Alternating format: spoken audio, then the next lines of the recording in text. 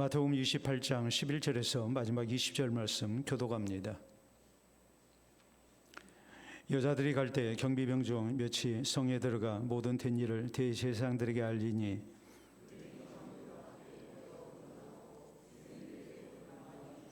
이르되 너희는 말하기를 그의 제자들이 밤에 와서 우리가 잘 때에 그를 도둑질하여 갔다 하라.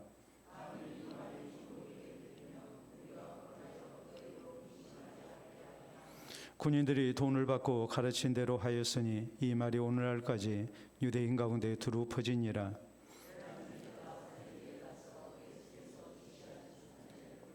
예수를 배웠고 경배하나 아직도 의심하는 사람들이 있더라.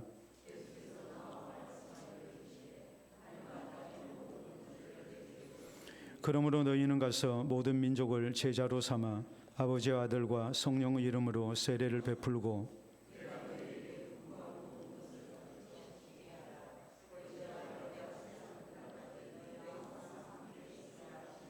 아멘. 기도. 아멘. 오늘 마태복음 강의 138번째 시간, 이제 마지막 시간입니다. 마태복음 시작한 지 벌써 138시간이 됐으니까 상당히 1년 수개월, 한 4개월 정도 우리가 계속해서 마태복음 강의해 왔죠. 오늘 이제 마지막 시간인데 다음 주부터는 뭐 한다고 그랬습니까? 느헤미야서 30시간에 걸쳐서 강의할 계획입니다. 미리 성경 한 번쯤 읽어보시고 오셨으면 좋겠습니다. 우리가 예수 그리스도의 부활에 대해서 이제 말씀을 살피게 됐는데 참 그렇죠.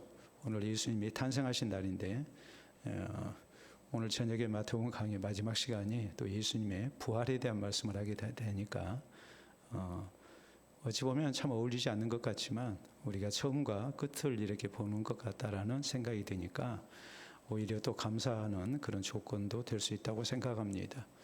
예수님이 부활하셨는데 예수님의 부활은 과연 어떤 모습이었을까? 여기에 대해서 자유주의 신학 계열이 있고 이 성경대로 믿는 그런 보수적인 입장의 그런 이제 신학이 있습니다. 예수 그리스도의 부활에 대해서 이제 이 자유주의 신학자를 대표하고 있는 칼 바르트 목사님은 이런 얘기를 했습니다. 인간 이성과 범주 안에서, 과거 범주 안에서만 우리가 이해할 수가 있다. 이렇게 얘기하면서 부활하신 예수님을 만일 사진으로 찍으면 찍힐까요? 안 찍힐까요? 이런 사람들의 이야기는 부활하신 예수님은 사진으로 찍으면 지키지 않을 것이다. 왜냐하면 예수님은 육체의 부활을 하지 않았기 때문이다. 이렇게 주장을 했습니다. 그래서 예수님의 부활에 대해서 영적인 부활, 또 영적인 교훈으로만 이렇게 받아들이는 그런 이제 잘못된 신학을 이렇게 주장을 했습니다. 반면에 바레트라는 신학자는 보수적 입장에서 성경 말씀을 그대로 믿고 이렇게 말씀을 합니다. 부활하신 예수님은 그의 상처를 보이실 만큼 육체적이면서 동시에 닫혀진 문을 통과하실 만큼 비물질적인 신비로운 능력의 소유자였다. 이렇게 설명을 합니다. 그 이유를 우리가 성경의 증거를 통해서 잘 살필 수가 있죠. 누가복음 24장 36절에 보면 부활하신 예수님이 제자들 가운데 나타나셨습니다. 제자들이 놀라고 무서워합니다.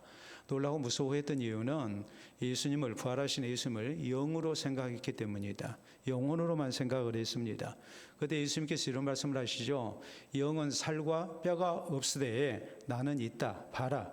그러시면서 저희에게 무슨 먹을 것이 있느냐 했더니 제자들이 생선 한 토막을 드리니까 그것을 그 앞에서 잡수셨다. 성경은 이렇게 말씀하셔서 우리 예수님은 분명히 육체의 부활을 하셨다는 것을 자신이 친히 믿지 못하는 제자들에게 증명하셨다고 성경은 이렇게 기록을 합니다. 자, 요한복음 20장 19절에 보면 당시 예수님의 제자들이 유대인들을 두려워해서 이렇게 문을 닫고 이제 숨어 있었습니다. 근데 그 자리에 문을 열지 않고 예수님께서 들어오셨다고 성경은 말씀합니다. 이것을 통해서 우리 예수님은 조금 전에 바레트라는 신학자가 얘기한 대로 닫혀진 문을 통과하실 만큼 비물질적인 신비로운 능력의 그런 소유자로 부활하셨다는 것을 우리가 알 수 있습니다. 더더욱 우리가 고린도전서 15장 우리가 소위 부활장이라고 이렇게 말을 하죠. 예수님의 부활에 대한 아주 풍부한 그런 말씀을 우리에게 전하고 있습니다. 그런데 이 부활장에서 예수 그리스도의 부활과 더불어 우리 성도의 부활을 말씀할 때에 신령한 몸을 입게 된다고 강조를 합니다. 자, 신령한 몸이 무엇을 얘기할까요? 사도 바울은 이 신령한 몸을 이렇게 설명을 합니다. 자, 우리가 세상 만물 생명체를 보면 땅 위에서 사는 생명체와 물속에서 사는 생명체, 그리고 공중을 나는 생명체는 다 생김새가 다릅니다. 몸의 구조가 다릅니다. 주어진 환경에 맞게끔 이렇게 창조가 됐습니다. 공중을 나는 새가 물속에서 살 수 없습니다. 반면에 물속에서 사는 물고기가 육지에 나와서 살 수가 없습니다. 또 아무리 치타가 굉장히 빠른 그런 속도를 자랑한다 할지라도 하늘을 날 수는 없습니다. 이렇게 땅 위에 사는 짐승, 또 공중을 나는 새, 그리고 물속에 사는 이 생명체들, 이런 모든 것은 자기에게 적당한 몸을 가지고 있습니다. 마찬가지로 우리가 이 땅에 사는 날 동안 입는 몸과 장차 영원한 하나님 나라에서 살게 되는 성도의 몸은 근본적으로 다를 수밖에 없습니다. 이것을 신령한 몸이라고 이렇게 말씀을 하는 것이고, 우리 예수님께서 이렇게 신령한 몸으로 육체를 가지고 부활하셨습니다. 그래서 우리가 하나님 나라에서 영생을 누리게 될 때 썩지 않고 죽지 아니하는 이런 신령한 몸을 가진 몸으로 우리가 부활하게 될 거라는 것을 성경은 말씀을 하고 계십니다. 자, 우리는 지난 시간에 예수 그리스도의 부활에 대하여 여인들이 최초로 목격한, 그리고 그때 되어졌던 일에 대해서 말씀을 살폈습니다. 무엇보다도 예수 그리스도의 부활은 우리 주님께서 말씀하신, 또 성경이 예언하신 그 예언이 성취된 사건이었죠. 그렇기 때문에 우리가 하나님의 약속을 믿고 살아야 된다는 것, 하나님의 말씀을 믿고 살아야 된다는 교훈을 얻을 수 있었습니다. 우리 예수님께서 이 여자들에게, 제자들이 가서 전하라고 그럽니다. 그러면서 갈릴리에서 만나자고 했습니다. 갈릴리는 제자들이 예수님을 만났던 장소고, 또 예수님과 더불어서 이렇게 사역을 했던 장소입니다. 그러므로 갈릴리에서 만나자고 하신 예수님의 뜻이 뭐라고 그랬습니까? 우리가 맨 처음에 예수님을 만났던 그 신앙으로 돌아가야 한다고 그랬어요.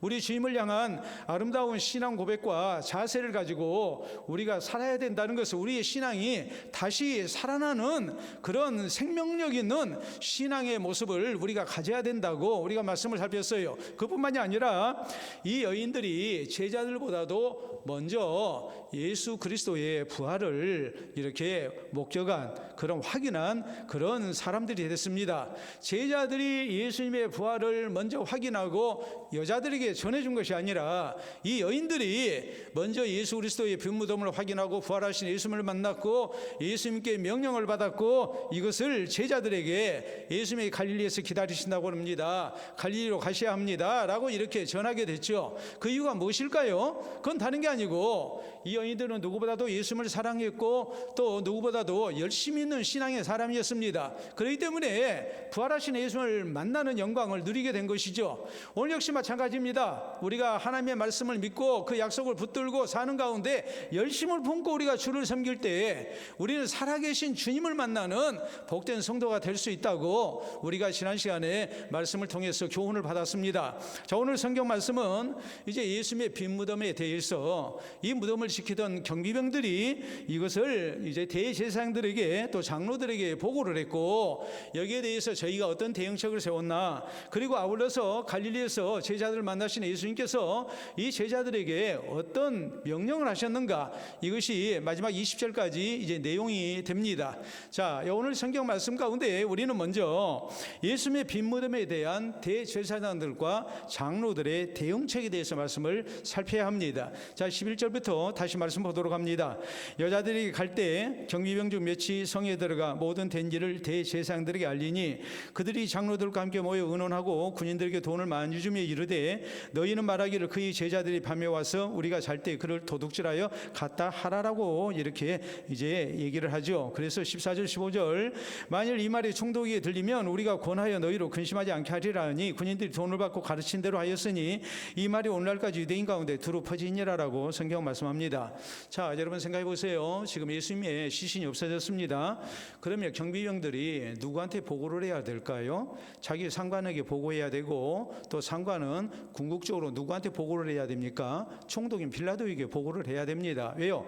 총독인 빌라도가 제일 위에 상관이니까, 로마 군대의 제일 위 상관이니까 빌라도에게 보고가 돼야 되거든요. 근데 이들은 자기 직속 상관 찾아가지도 않고 또 빌라도에게 보고하지도 않고, 그리고 뭐 했습니까? 대제사장들 찾아가서 저희에게 이제 말을 합니다.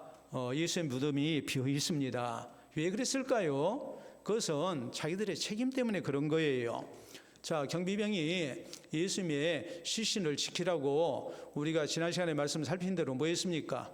무덤을 무거운 돌로 막고, 그리고 거기 임봉을 했습니다. 그래서 혹시라도 제자들이 예수님의 시신을 훔쳐갈까 봐서, 예수께서 세상에 계신 동안 내가 3일 만에 부활한다고 그랬으니까 혹시라도 이것을 제자들이 시신을 훔쳐가가지고 예수님이 부활했다고 이렇게 거짓 소문을 내게 되면 얼마나 사람들이 미혹을 당하고 혼란스럽겠습니까? 그러니까 이 무덤을 지켜야 됩니다 해서 이제 무덤을 임봉하고 그리고 경비병을 세운 것 아니겠습니까? 근데 이런 상황 속에서 지금 시신을 잃어버린 거예요. 예수님의 무덤이 빈 무덤이 되어버린 거예요.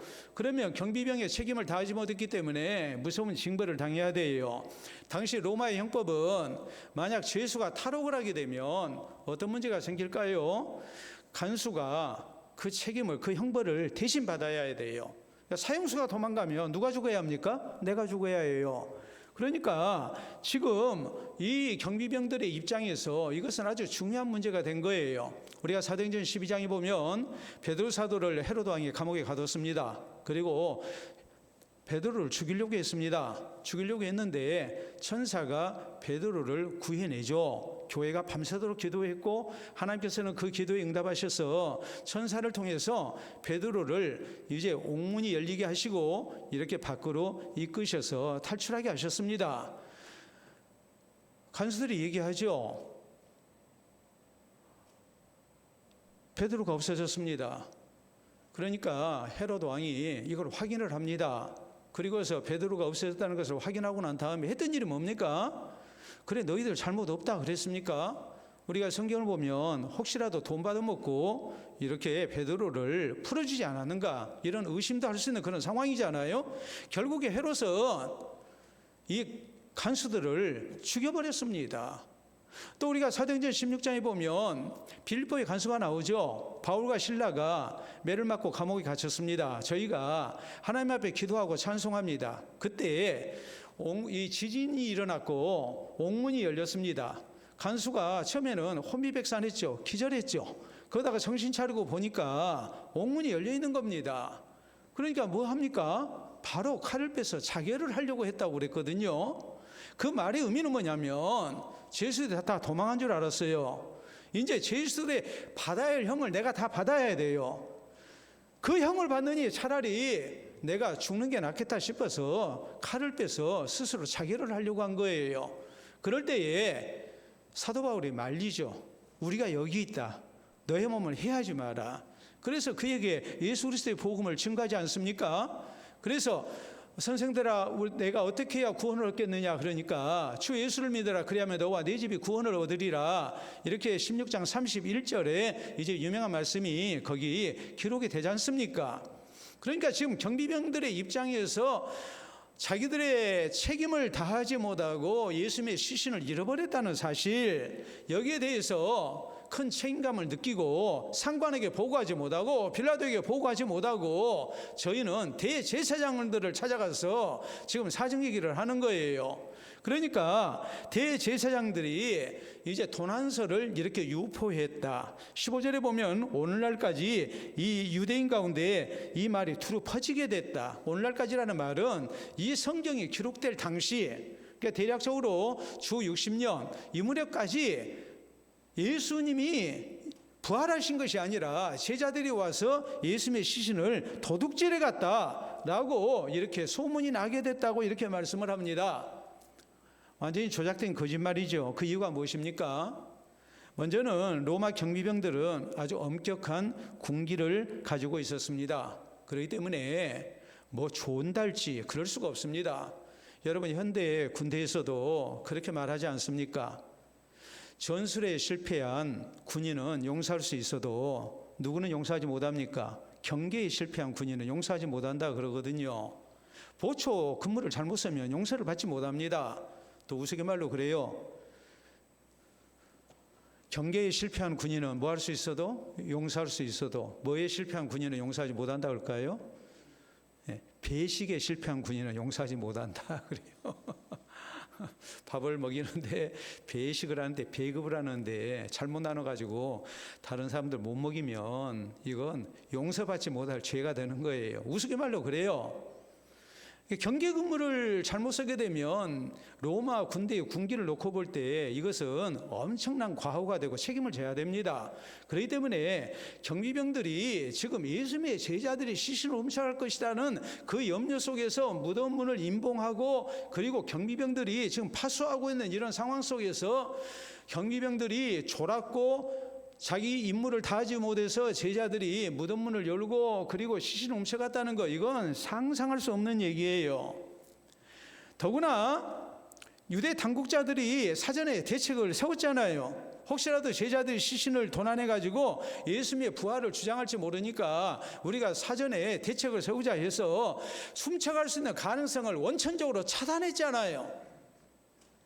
무덤 입구를 큰 돌로 막았습니다. 임봉까지 했습니다. 아무도 못 엽니다. 거기에다가 경비병까지 세웠습니다. 근데 예수님의 제자들이 시신을 훔쳐간다는 거 상상할 수 없죠. 더더욱 예수님의 제자들은 어떤 사람들이었습니까? 예수님 잡히실 때 다 도망갔던 사람들이거든요. 예수님 십자가에 달리실 때에 그 자리에 나오지도 않은 사람들이에요. 그 잘난 베드로도 뭐 했습니까? 3번이나 예수님 부인했잖아요. 이런 제자들이, 무서워서 도망가고 숨어 있었던 제자들이 와서 경비병들이 지키고 있는 무덤에 와서 시신을 훔쳐갔다. 이것은 있을 수 없는 일이에요. 가장 강력한 증거는 무엇일까요? 부활하신 예수님께서 직접 많은 사람들 앞에서 자신의 모습을 나타내셨다는 사실입니다. 부활하신 예수님을 만나는 많은 증인들이 있어요. 우리가 사도행전 1장에 보면 예수님은 부활하신 후에 40일 동안 이 땅 가운데 계시고 승천하셨다고 성경은 말씀합니다. 우리가 고린도전서 15장에 있는 말씀을 보면 어떤 경우 500여 증인들이 있을 정도로 다수 군중 앞에서 예수님은 부활하신 자신의 모습을 나타내셨다고 성경은 말씀을 하십니다.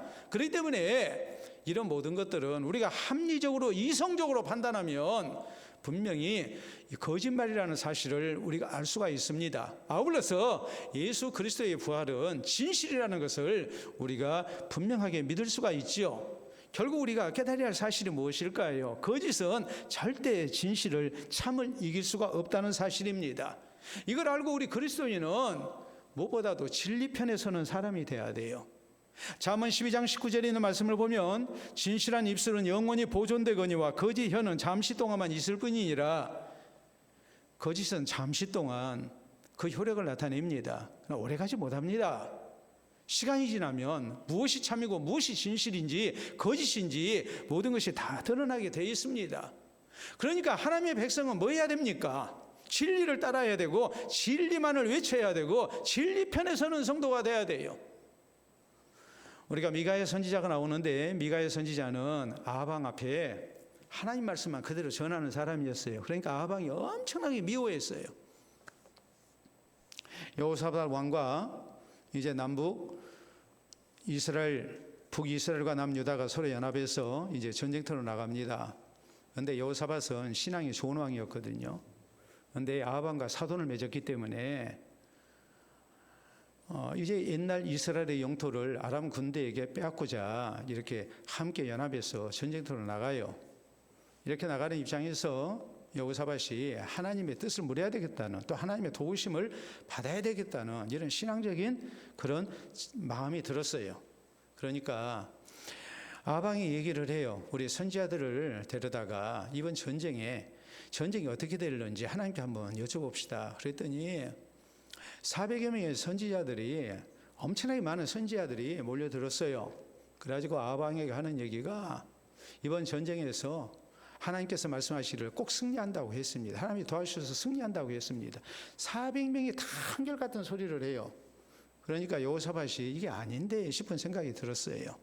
선지자가 그렇게 많이 나와서 얘기를 한다는 것도 좀 마음에 걸리고 400명이 한결같은 소리를 하는 것도 마음에 걸렸어요.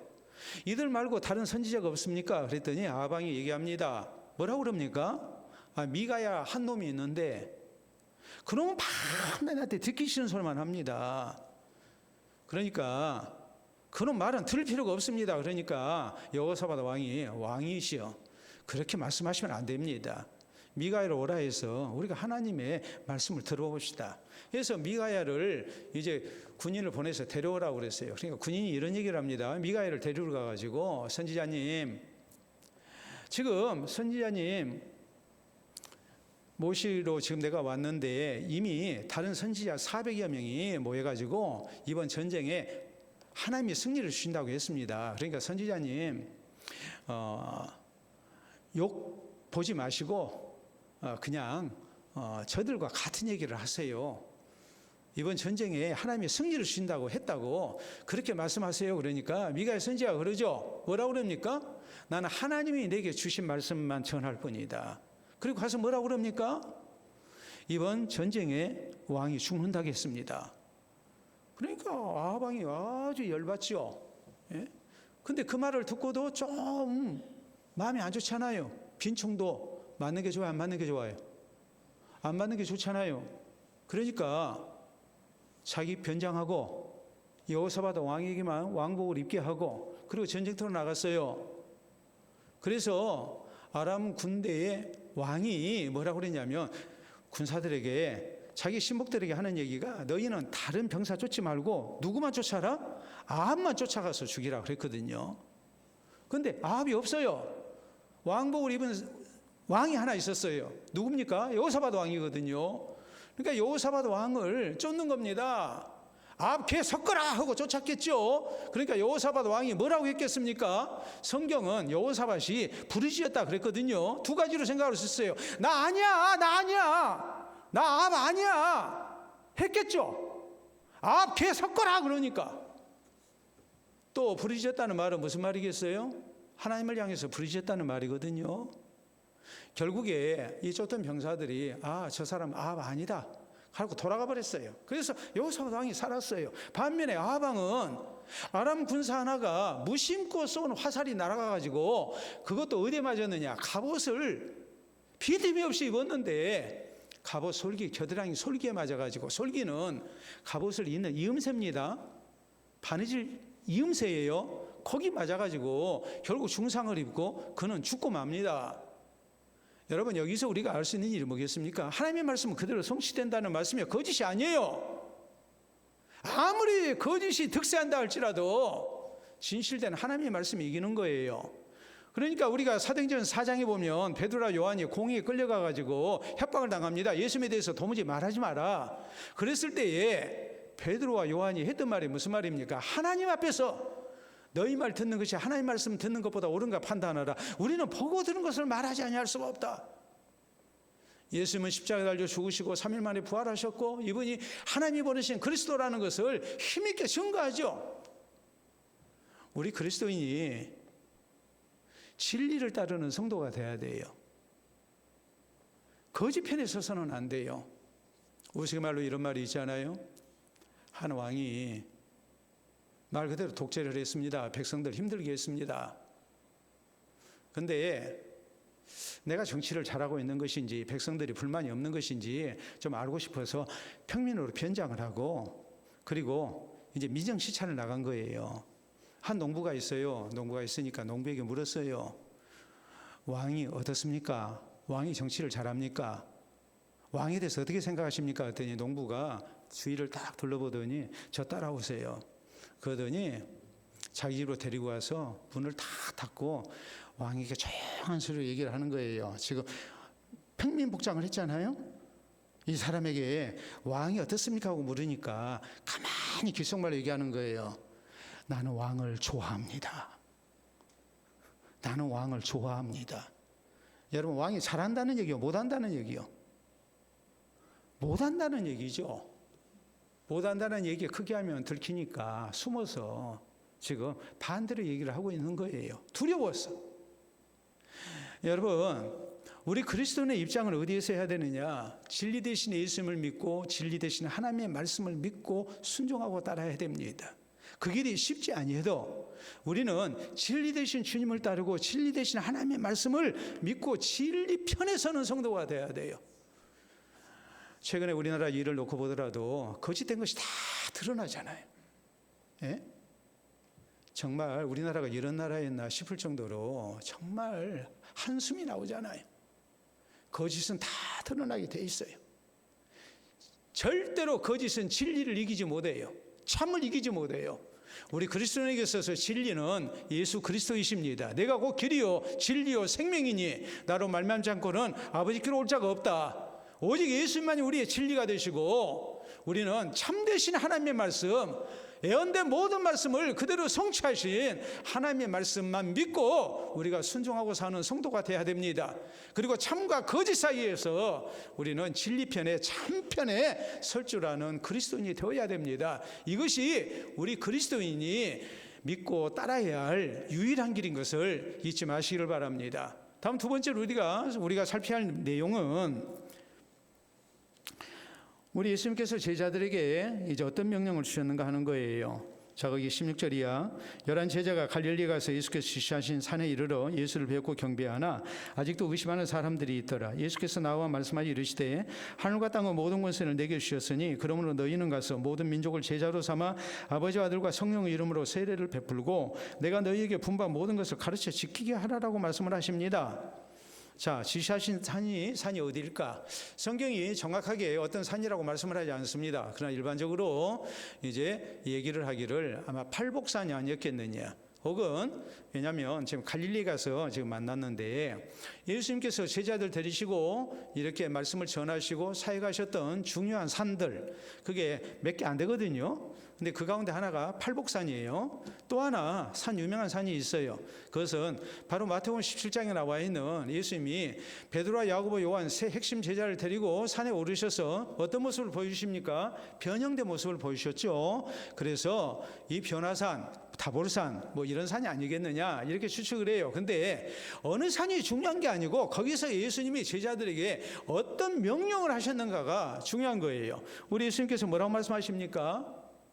우리 예수님은 저희에게 이제 예수 그리스도의 복음을 증거할 것에 대해서 말씀을 하셨어요. 근데 17절은 뭐라고 말씀했냐면 아직도 예수를 배웠고 경배하나 아직도 의심하는 사람들이 있더라 그랬거든요. 여기에 아직도 예수님, 부활하신 예수님을 의심하는 사람이 있었다.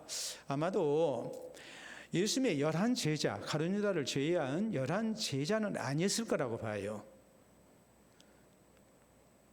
우리가 아까도 말씀을 살폈듯이 예수님께서 다른 사람들에게도 자신의 부활하신 모습을 보여주셨다고 그랬죠. 그렇기 때문에 아마도 500여 성도들 가운데 이제 일부가 아니었겠는가 이렇게 우리가 살필 수가 있어요. 왜냐하면 여기 있는 말씀은 우리 예수님께서 승천하실 때 당부하신 말씀이거든요.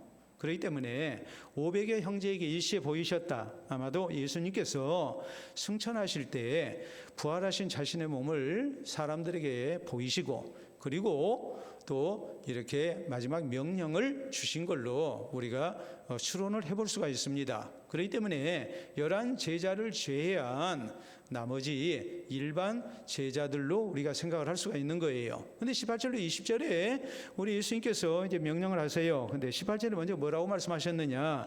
하늘과 땅의 모든 권세를 내게 주셨다 그랬어요. 이 말은 우리 예수님이 하나님의 권세를 가지셨다는 말이에요. 이 말의 의미는 또 무엇을 말씀합니까? 주님이 명령하신 것에 대해서 절대적으로 뭐 해야 된다는 걸 전제하고 있어요? 순종해야 된다는 것을 전제하고 있는 거예요. 어느 누구도 이 예수님의 말씀 앞에 불순종할 수가 없다 이 말이에요. 하나님이신 예수 그리스도의 절대 명령이라는 말이에요. 반드시 따라야만 하는 명령이라는 말이에요. 그래서 예수님은 19절에 그러므로 그랬어요. 아버지께서 하늘과 땅의 모든 권세를 내게 주셨다. 하나님이 하늘과 땅의 모든 권세를 내게 주셨으니까 그러므로 너희는 내 말 잘 듣고 그 말씀에 뭐 하라는 거예요? 순종해라는 거예요. 그 내용이 뭐냐? 너희는 가서 모든 민족을 제자로 삼아 아버지와 아들과 성령의 이름으로 세례를 베풀고 내가 너희에게 분반 모든 것을 가르쳐 지키게 하라라고 말씀하십니다.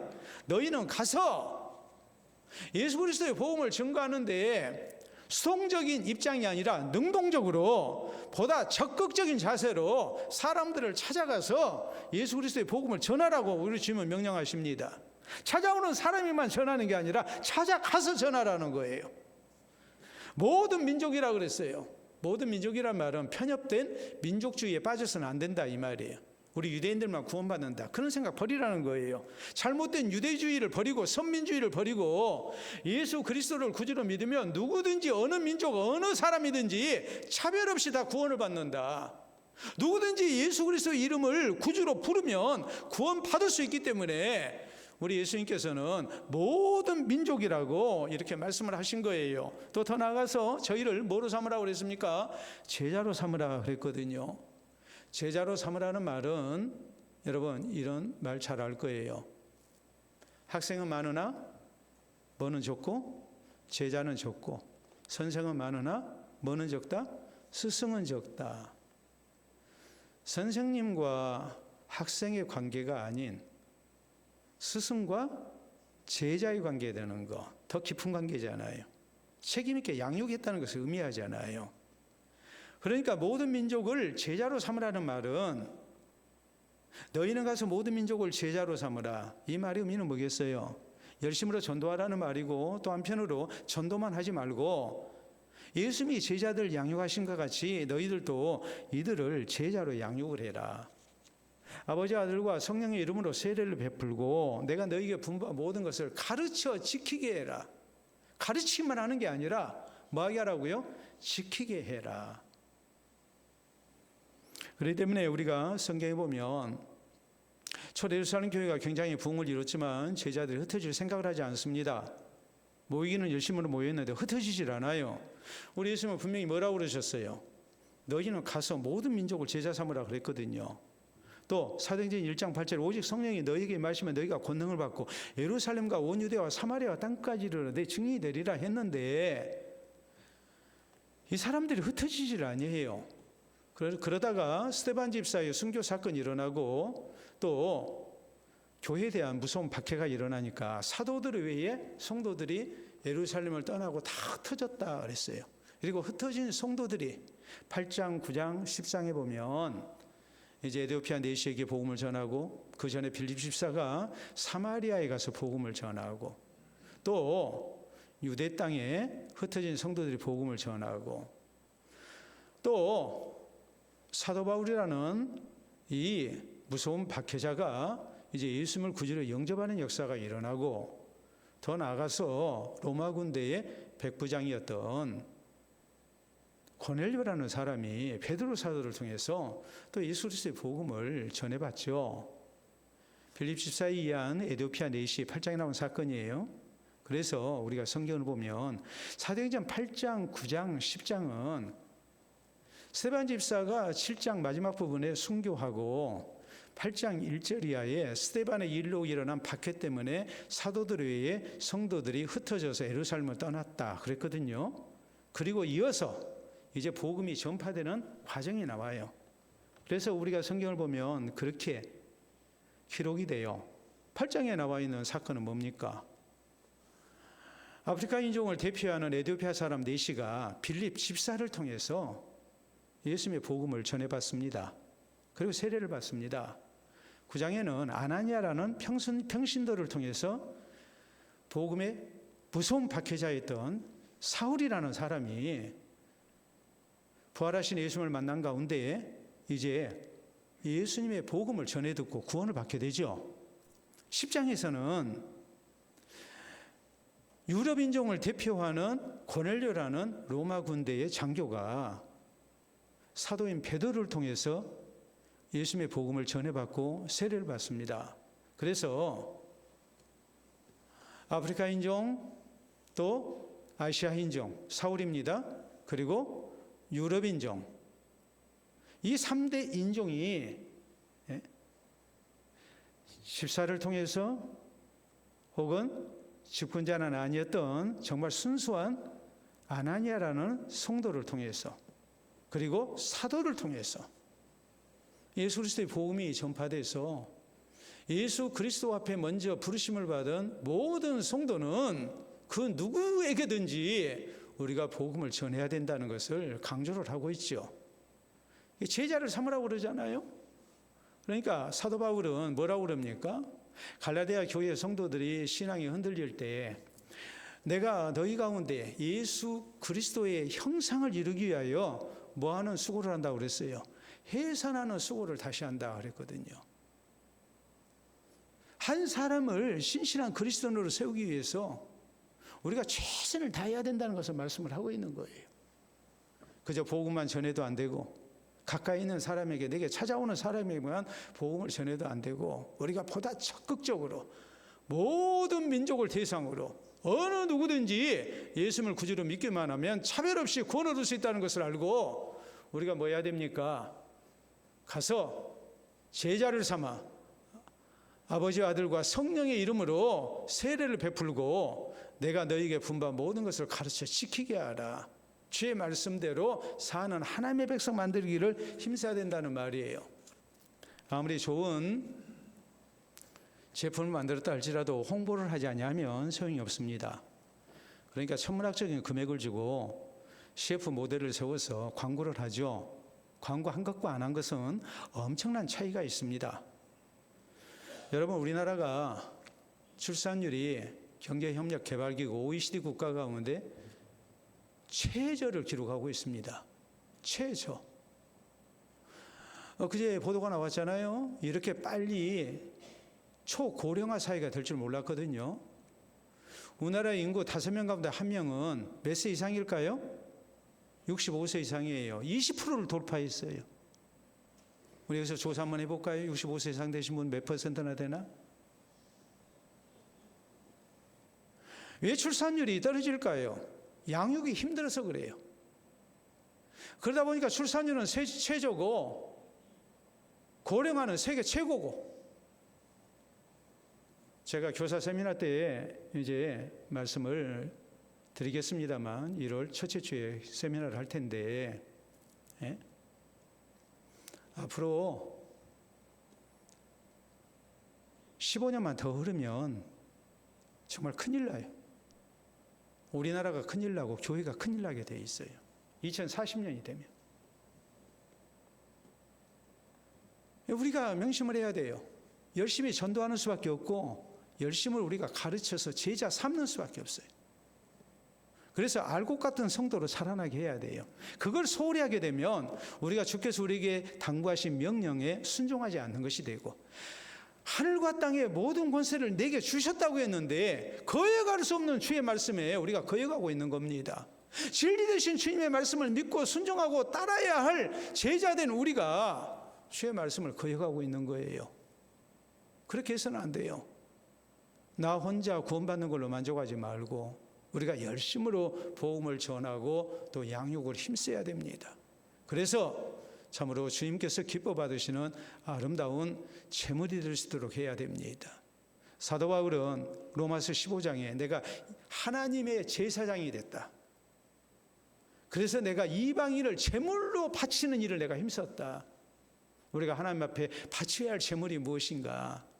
그것은 다름이 아니고 예수님을 믿지 아니하는 비신자들에게 우리가 복음을 증거한 가운데 저희로 하여금 구원 얻어서 주의 제자 되게 하는 것, 그 제물이 우리에게 있어야 됩니다. 이건 주의 지상 명령이라는 것을 우리가 잊지 말고 우리 교회가 또 우리 모두가 다 이런 일에 더 관심을 쏟고 또 헌신되는 아름다운 모습이 있기를 바랍니다.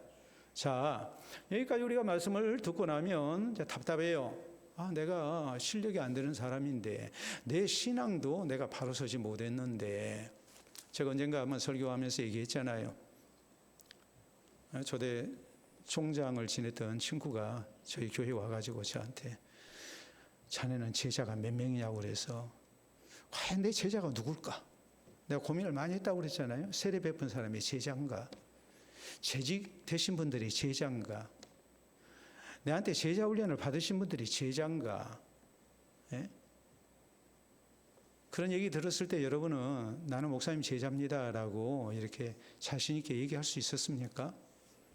그 다음 제 한 성도가 제게 찾아와가지고 목사님 저는 목사님 제자예요. 다 그러시더라고요. 기분은 좋아요. 예?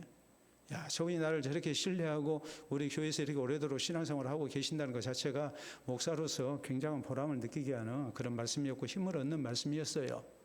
그러나 여기 있는 문 목사의 제자가 누굴까라고 목회자가 목사가 고민을 했다고 했을 때 여러분 마음속에 어떤 생각이 들었습니까?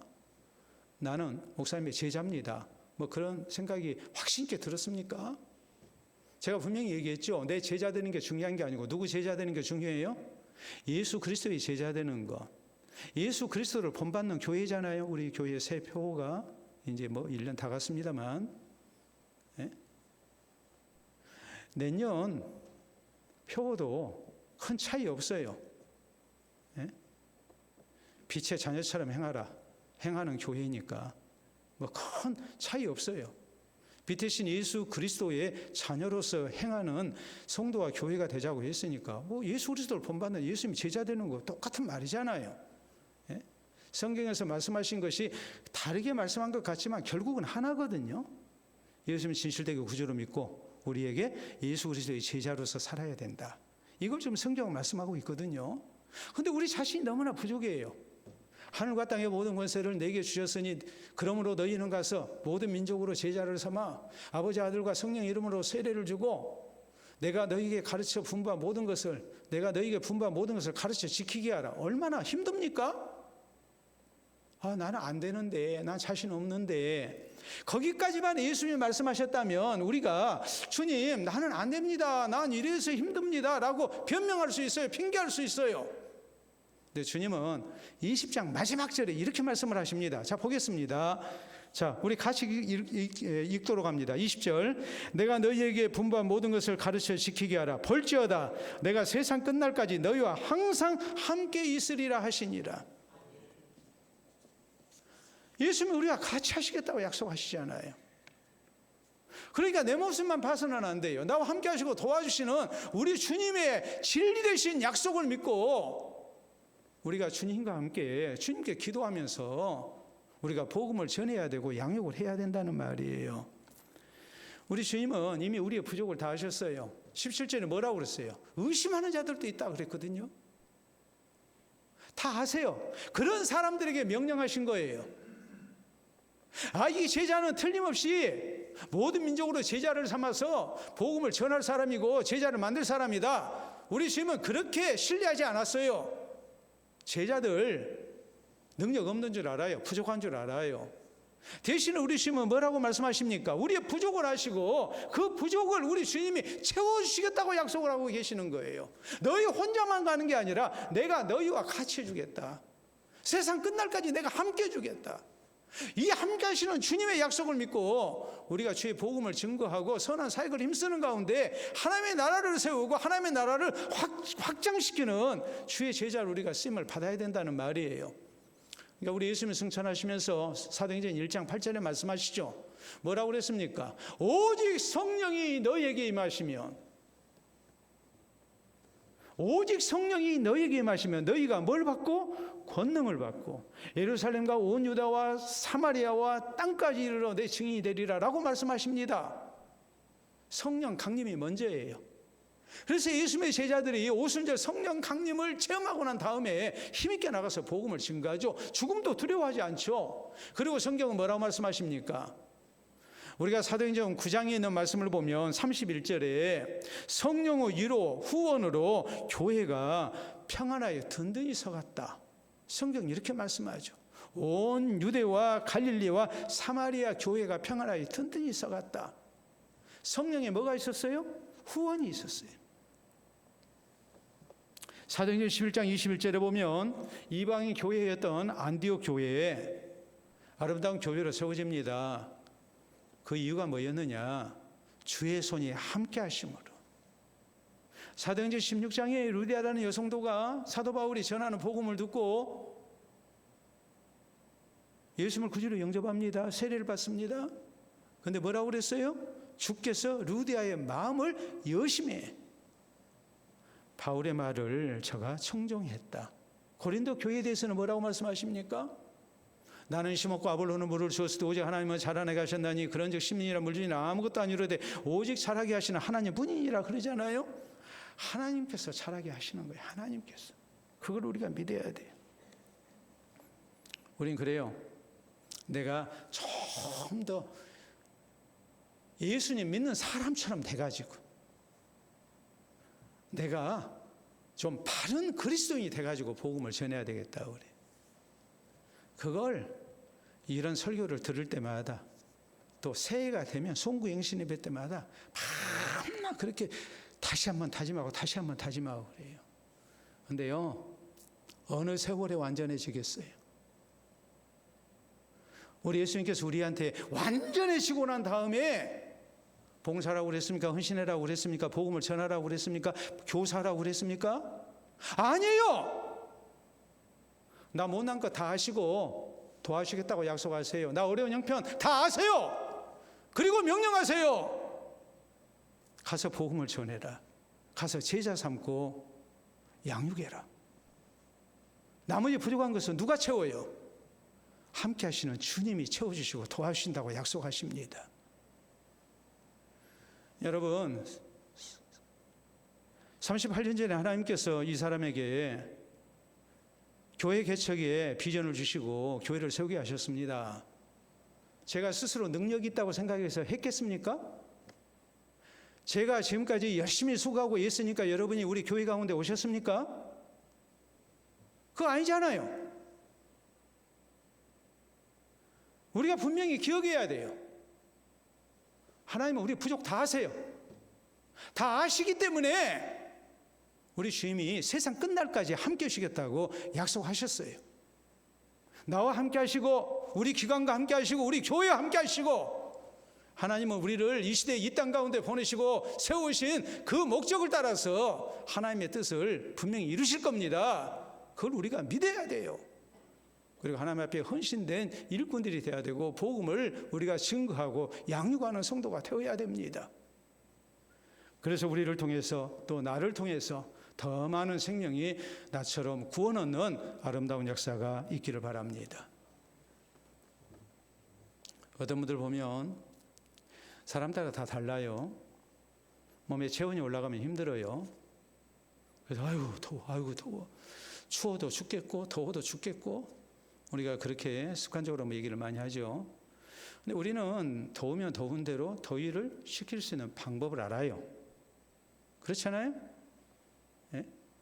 에어컨 틀든지 선풍기 틀든지 아니면 하다못해 손바람이라도 하든지 아니면 옷을 벗든지 그러지 않습니까? 아우 더워 죽겠어 하면서 죽어버린 사람이 있습니까? 없잖아요. 예?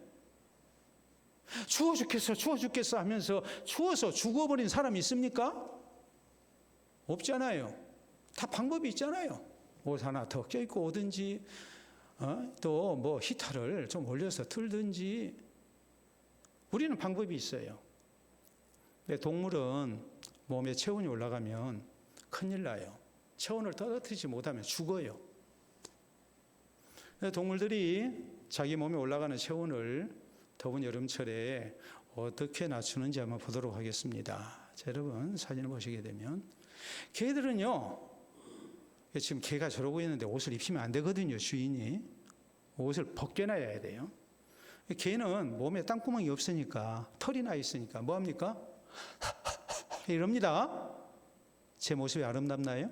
아름다워요? 예, 아내가 아니라고 그래. 하지 말라고. 왜 그리 광대짓 하냐고 그런 것 같아요.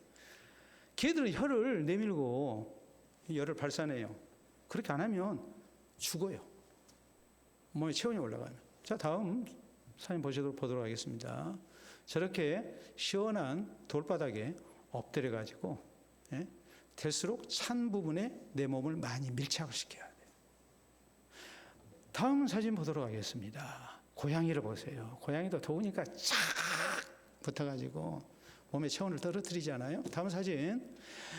청설모, 다람쥐도 저렇게 그늘진 데 찾아가지고 딱 엎드리잖아요.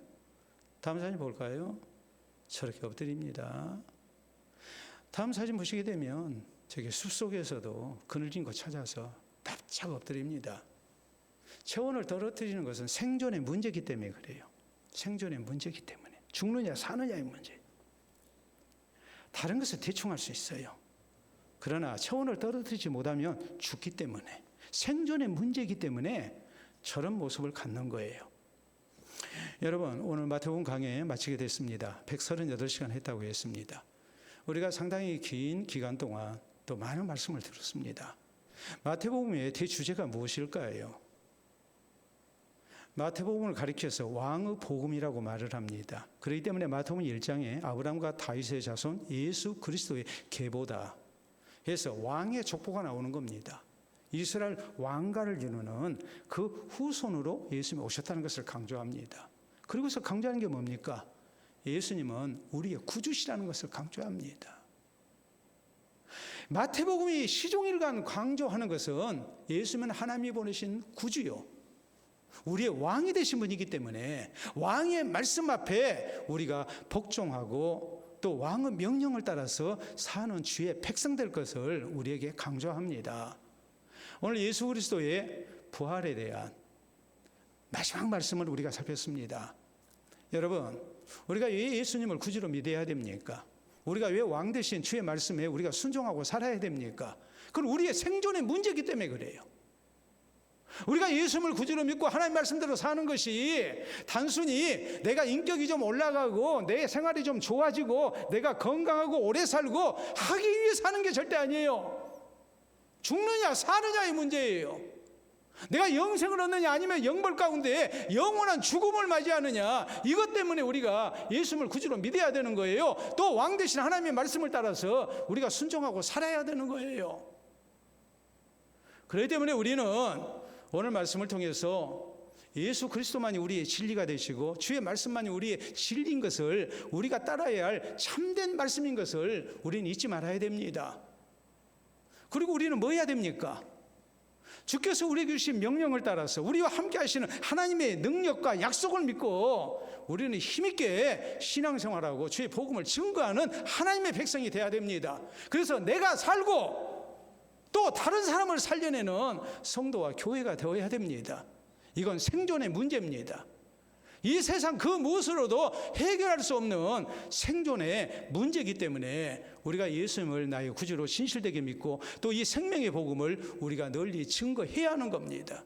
오늘 마태복음 강의를 마치면서 적어도 우리에게 이 사실만큼은, 이 진리만큼은 분명히 우리의 심령 속에 새겨질 수 있기를 바랍니다. 진실된 모습으로 예수님을 나의 구주로 믿고 왕 되신 주의 말씀 앞에, 진리 되신 말씀 앞에 우리가 순종하고 이 생명의 복음을 우리가 널리 증거해서 또 제자 삼아서 이 영생의 아름다운 대열에 우리의 가족들, 우리의 이웃들, 또 나와 관계된 많은 사람들을 주님 앞에 인도하는데 귀하게 쓰임을 받는 우리 모든 성도들이 될 수 있기를 바랍니다. 우리 함께 기도합니다.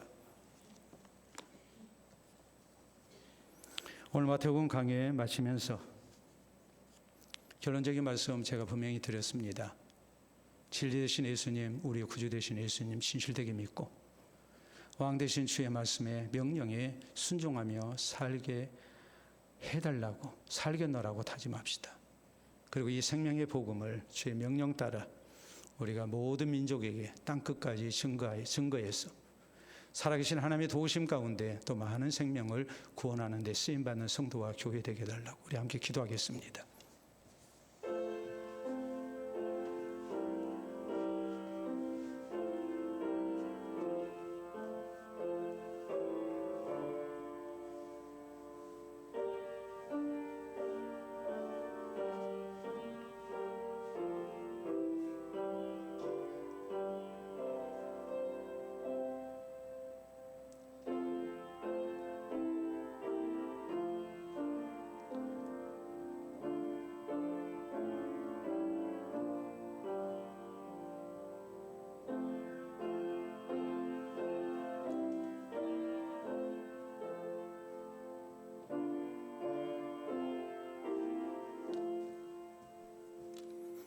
이 시간도 살아계신 우리 아버지 은혜를 진심으로 감사합니다.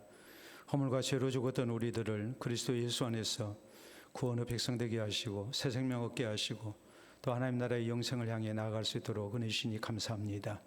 오늘 마태복음 강의를 마치며 오직 예수 그리스도만이 우리의 구주가 되시고 진리가 되시고 또 참이 되신 것을 다시 한번 살필 수 있게 하시고 왕 되신 주의 말씀을 따라 우리가 순종하며 살 것도 다짐토록 해주시오니 참 감사합니다.